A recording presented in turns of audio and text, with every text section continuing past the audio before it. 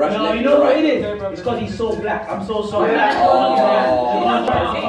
know, No, man. Have you got a toothbrush? Or do you like brush with sticks?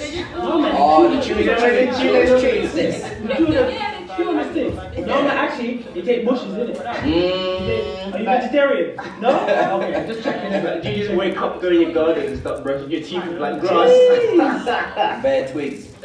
Madness, man. I've been seeing these things on TV, man. These are some weird ass things, man. Probably the same thing in his garden. You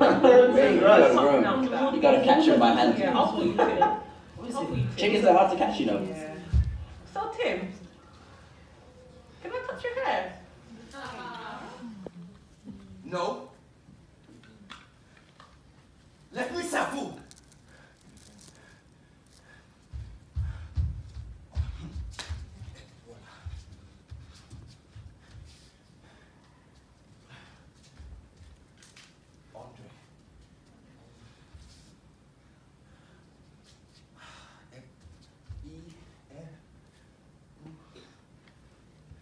You know, whenever I have to answer one of these questionnaires, I literally feel anxiety at some degree.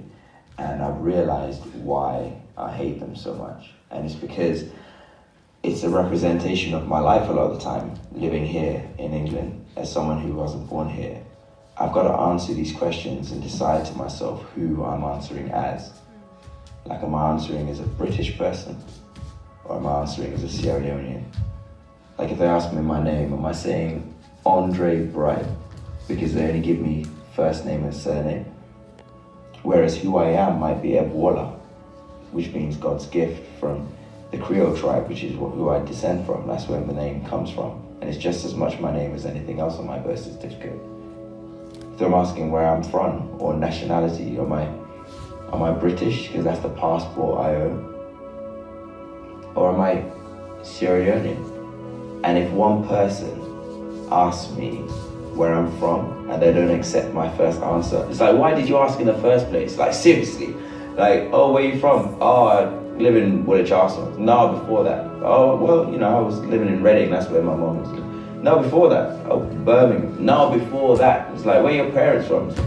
Sierra Leone. It's like, oh, I knew it, you're African. It's like, well, I didn't realize how far back we were going. Like, do you want to cover slavery as well? Maybe pre-colonialism. Like, maybe we can go back to that. Let's track our DNA and see where we were originally from. Like I don't know, what do you actually want from me? Like, it's so frustrating in those scenarios. And I realize my answer often depends on who I'm speaking to and how I'm feeling at the time. And I hate that. It should be constant, I feel. Like, who I am doesn't change depending on who I'm speaking to.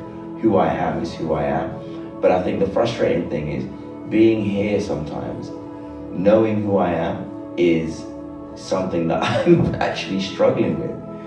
Like, there's so many stereotypes from media and from culture and all this kind of stuff of who people think I should be or who I end up believing I should be. And if I don't adhere to that, I feel kind of alienated by that. Like, if I'm in a group of people and they talk about something that I should know about, or, you know, I think that the thing actually that hurts the most though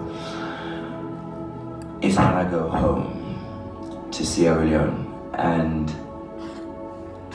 I'm not accepted there as a native and I'm treated, or even worse, described as a foreigner. Like, that is what I have the most, like, that's what hurts the most, I'd say.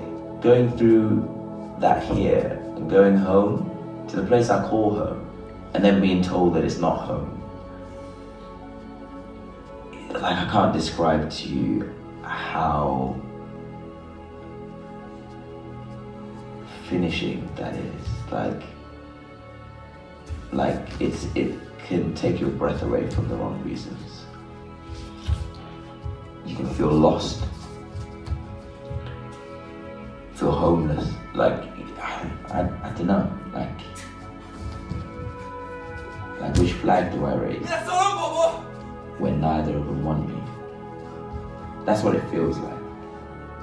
Anyway, like, when I'm here, I'm constantly reminded that I'm not from here. It was actually a friend of mine who pointed out that on a job application, it actually may be a point where they might not even know I'm black until I walk through the door. If you close your eyes and hear the name Andrebright, there's nothing about that says Sierra Leonean, Sub-Saharan Africa, black. There's nothing about that. Like Andre, French name, Bright, slave name, which is why I'm so caught up on Ebola, which is like the only African name I have. And it means God's gift.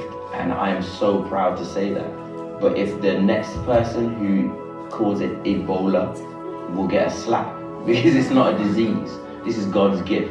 And if you can pronounce Tchaikovsky and Ludwig van Beethoven, then you can pronounce Ebola, Ebola, Ebola. It's not hard, Ebola. But what I'm finding really powerful now is deciding who I am for myself. Like I've gone into the books, history books, and educated myself, because you know the schools don't do it for you. They got their own agenda, like let them have it.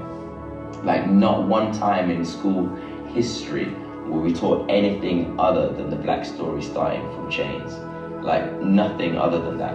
And even with that story, they start from us in chains and not what happened before that.